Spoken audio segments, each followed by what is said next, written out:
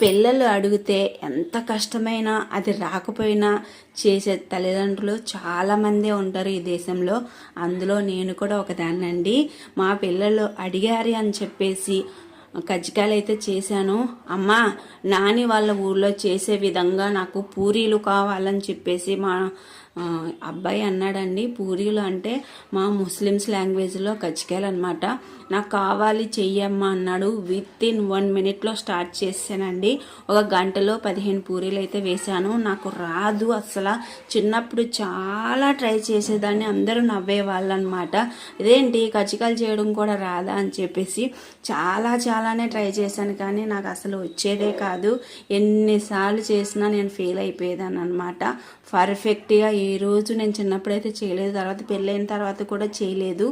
ఇదే first time try చేశాను. ఎక్కడా చూడలేదు, ఏది చూడలేదు.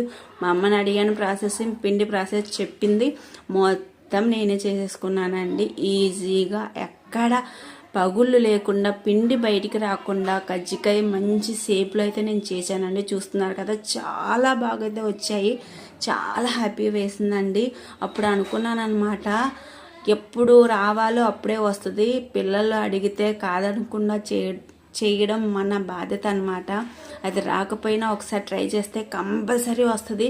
అది కూడా పిల్లల కోసం కాబట్టి అది రాకపోయినా పర్ఫెక్ట్గా వస్తుందని నేనైతే నమ్ముతున్నానండి. ఏదైనా సరే ఇష్టంగా చేస్తే అది కంపల్సరీ, కష్టమైనా సరే ఈజీగా మనకైతే అందుతుందండి. ఫస్ట్ కష్టపడాలి, తర్వాతే మనకి అది ప్రాసెస్ వచ్చేస్తుంది అనమాట. చూసారు కదా ఎంత పర్ఫెక్ట్గా వచ్చేసాయి. నాకైతే చాలా హ్యాపీగా ఉంది.